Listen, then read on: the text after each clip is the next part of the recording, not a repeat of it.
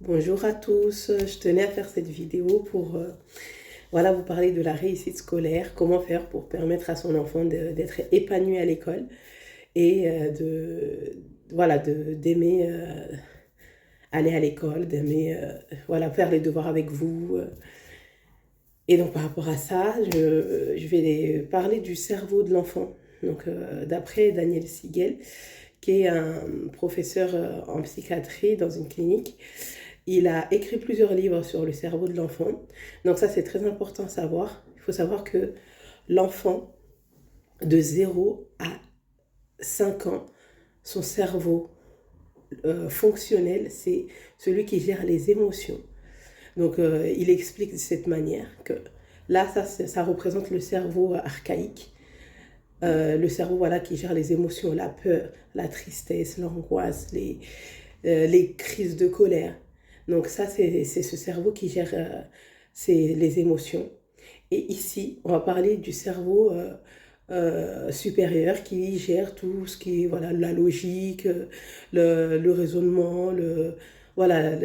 Et ça, en fait, chez l'enfant, en fait, c'est pas du tout fonctionnel. Et donc, il faut savoir que euh, le fait qu'il n'est pas fonctionnel, si l'enfant, il lui arrive une situation triste ou une situation qui le met en colère, ou il est frustré, et ben l'enfant, il n'a pas le réflexe en fait, il n'a pas la mentalité pour avoir du recul sur ce qui lui arrive. Donc si par exemple son frère ou un camarade de classe lui a piqué un jouet, et ben lui l'enfant il pleure vraiment et c'est une crise. Donc il ne sait pas comment gérer ça, il ne sait pas comment se calmer. Donc vous, en tant que parent, vous le calmez, vous lui expliquez, voilà, je comprends que tu sois en colère. La colère, c'est tout le monde qui se met en colère. Mais il y a des... Calme-toi. Il y a une façon de, voilà, de exprimer sa colère. Voilà, vous parlez à l'enfant et vous le calmez. Et vous lui montrez que vous comprenez son émotion. Vous comprenez ce qu'il ressent. Et là, l'enfant, ça va l'apaiser. Et là, son cerveau va lâcher prise. Euh, le fait de ne pas faire ça, eh ben, ça peut provoquer des dysfonctionnements au niveau du cerveau. Donc le cerveau de l'enfant, il est immature. Et en réagissant d'une manière violente ou d'une manière où on n'essaie pas de comprendre l'enfant, en fait, le cerveau, il ne crée pas les liens neuronaux qui vont faire comprendre à l'enfant que il pleure, il ressent ces émotions-là parce que on m'a piqué, donc c'est normal de ressentir ce genre d'émotion. Et donc ça peut engendrer des dysfonctionnements au niveau du cerveau. Et donc même si on essaie de le raisonner, bah, c'est pas possible parce que cette partie du cerveau, elle est pas du tout fonctionnelle, de 0 à 5 ans. Et cette partie-là, elle viendra petit à petit et, se maturer. Son cerveau va se maturer petit à petit en fonction du déroulement de ses expériences de vie et des gens qui l'entourent. Donc s'il est entouré de beaucoup de personnes qui sont bienveillants, qui essaient de le comprendre, qui lui expliquent ce qui lui arrive et qui le comprennent, et ben l'enfant il va faire le lien entre ses émotions, entre ce qu'il ressent et ce qui s'est passé.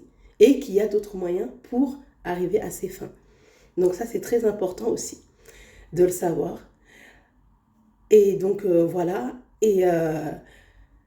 Et donc, vraiment, c'est à partir de 5, 6 ans, 7 ans, et comment vous allez parler avec votre enfant que le cerveau supérieur, la logique, le raisonnement, le lien de cause à effet, là, l'enfant va commencer à comprendre petit à petit.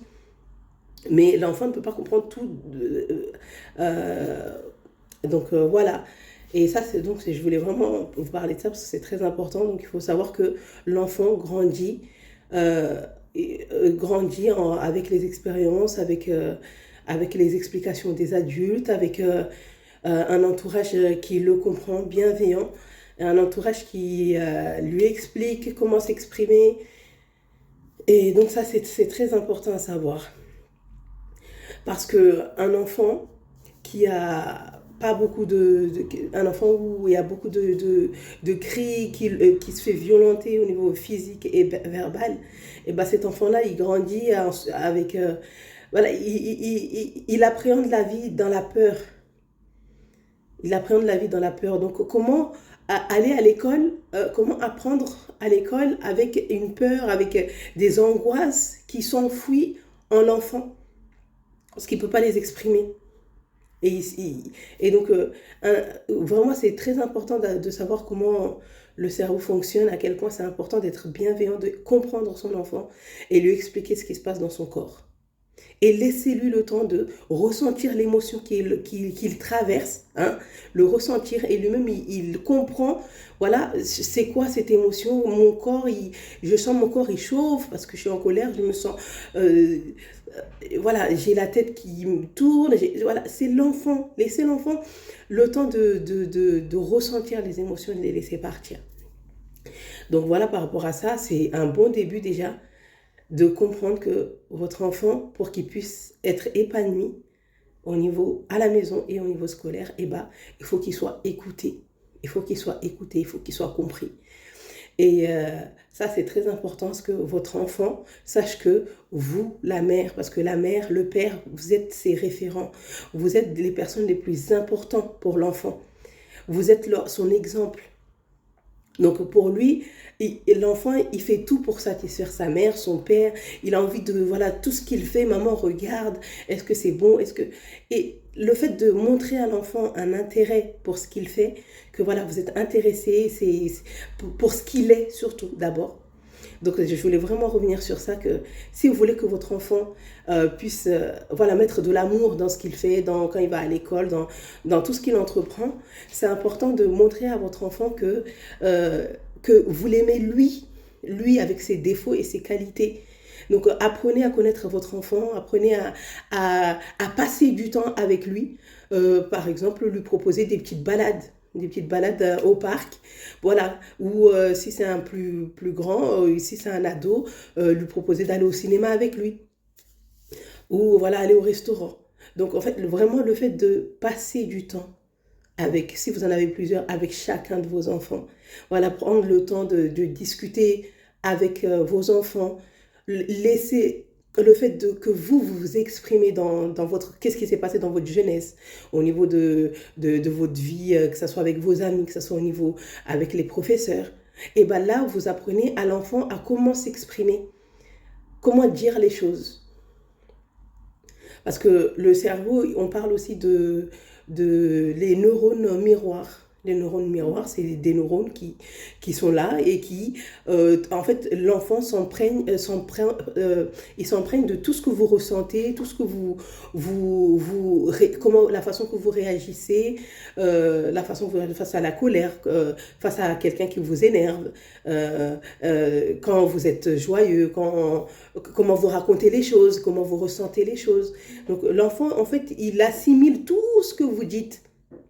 Et surtout de 0 à 7 ans, voilà, vous-même, vous êtes en train de programmer le cerveau de votre enfant. Donc ça, c'est très important à savoir aussi. Et donc voilà, prendre le temps d'être avec son enfant, d'être à l'écoute, de ne pas le juger. Ne le jugez pas, parce que si vous le jugez, dans tout ce qu'il dit, il va finir par plus vous raconter quoi que ce soit. Et il va soit se confier à quelqu'un d'autre, mais il vous racontera plus, parce que à chaque fois qu'il vous dit quelque chose, vous le cassez ou vous le jugez, ou voilà, c'est pas bon. Écoutez votre enfant et apprenez à le connaître, apprenez à connaître ce qu'il aime, ce qu'il n'aime pas, c'est ce qu'il est, ce qu'il préfère. Donc ça, c'est très très important voilà, pour l'aider à s'épanouir. Donc vraiment, il est important d'installer une relation maman-enfant, une relation enfant-papa. Donc vraiment une bonne relation, une bonne ambiance à la maison. Voilà, que l'enfant sache qu'il peut compter sur vous. Ça, c'est très important. Et c'est comme ça qu'en fait, quand l'enfant il a des situations qui le dépassent ou il rencontre des difficultés à l'école, bah, il va se permettre de... Voilà, maman, tu sais, ça va être spontané. Il va raconter sa vie, sa journée. Il va...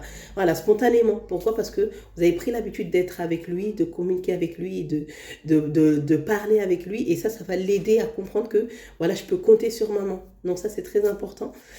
C'est très important pour l'enfant et pour vous. Et donc, je voulais surtout aussi parler du fait que aussi s'intéresser à ce que l'enfant fait à l'école. Voilà, l'aider au niveau des devoirs, lui montrer à quel point c'est important de faire ses devoirs, lui expliquer pourquoi il va à l'école. Voilà, tu vas à l'école, comme ça, plus tard, tu vas pouvoir avoir un bon métier, avoir réaliser tes rêves, faire ce que tu aimes. Voilà, parce que les études te permettent voilà, de pouvoir réaliser tes rêves, pouvoir gagner tes sous, pouvoir voilà, lui expliquer pourquoi il va à l'école, que tout ce qu'il fait à l'école, ça va lui servir. Les maths, ça nous sert tous les jours, la culture générale, et lui expliquer que tout ce qu'il apprend, c'est pour développer son cerveau, c'est pour appréhender le monde, pour connaître ce qui se passe dans le monde, ce qui s'est passé avant, qu'est-ce qui fait qu'aujourd'hui on est comme ça, qu'est-ce qui fait que la société aujourd'hui elle évolue, voilà, tout ça, en fait, c'est important d'expliquer à son enfant pour qu'il puisse avoir une idée, parce que l'enfant, il a quel âge? Il a 7 ans, il a 11 ans, il a 12 ans, il sait pas, en fait, il sait pas pourquoi il fait les choses, parce que, voilà, nous, les grands, c'est avec Dieu, voilà, avec le vécu qui fait qu'on a une expérience de vie qui nous permet de comprendre la vie. Mais l'enfant, lui, il avance seulement. Et c'est lorsqu'on leur a expliqué, on leur a parlé, on leur a fait comprendre la raison de l'école, que l'enfant va prendre le goût. Et voilà, le goût d'aller à l'école et le fait de voilà, l'aider au niveau de ses devoirs, s'intéresser à ce qui se passe dans chaque matière, s'intéresser à ce qui se passe avec ses amis, si tout se passe bien, voilà, qu'est-ce qui se passe au niveau de la classe, ça se passe bien avec les profs. Donc ça, c'est très important aussi de s'intéresser à la vie de classe de l'enfant et à ses devoirs. Suivre la scolarité de son enfant, c'est quelque chose, c'est vraiment important. C'est vraiment important parce que même l'enfant, il voit que vous vous intéressez à lui et vous vous intéressez à ses devoirs. Voilà. Ça, c'est très important. Il ne faut pas que l'enfant ressent que vous vous intéressez que à ses devoirs, que parce qu'il faut qu'il réussisse. Non, c'est parce que vous l'aimez. Donc, le fait de l'aimer, bah, vous cherchez à ce qu'il s'en sorte pour son bien et que ça vous fait plaisir. Ça vous fait plaisir de voir votre enfant épanoui, votre enfant qui s'en sort à l'école. Ça, c'est très important aussi. Que l'enfant ressente ça. Ça, c'est vraiment très important. Donc, voilà. Et surtout...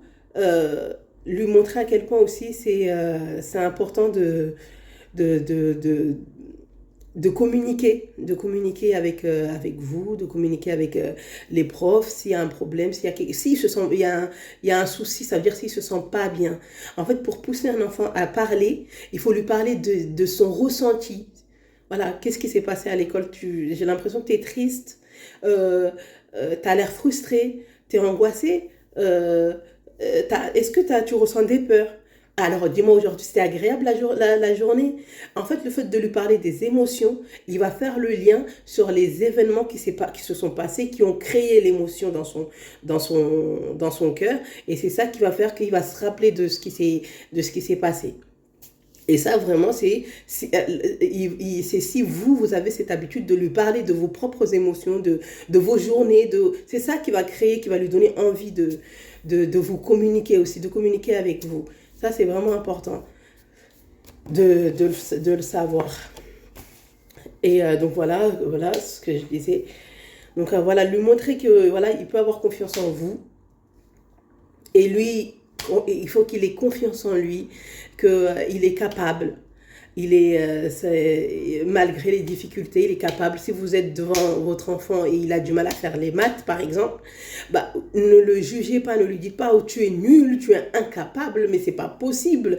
J'ai jamais vu quelqu'un d'aussi nul. J'ai jamais vu ceci. Non, parlez pas comme ça. Parce qu'en fait, le cerveau, il enregistre tout ce que vous dites. Il enregistre tout. Donc même si l'enfant il est capable de faire des efforts, de faire des choses, il va inconsciemment se dire qu'il est nul. Et donc, son cerveau ne lui donnera même pas les moyens de essayer. Donc, si vous cherchez, vous faites les devoirs avec votre enfant et vous voyez qu'il a une difficulté à tel endroit, par exemple, il a du mal à lire, eh bien, vous écrivez quelque part, mon enfant a du mal à lire. Qu'est-ce que je vais faire? Qu'est-ce que je vais mettre en place pour améliorer sa lecture? Mon enfant a du mal en maths. Si vous faites ces devoirs avec lui, vous lui expliquez. Tu sais, moi aussi, j'ai eu des difficultés en maths. Hein. C'est des choses qui arrivent à tout le monde. Et il faut savoir qu'avec des efforts, avec plus de travail, tu vas y arriver.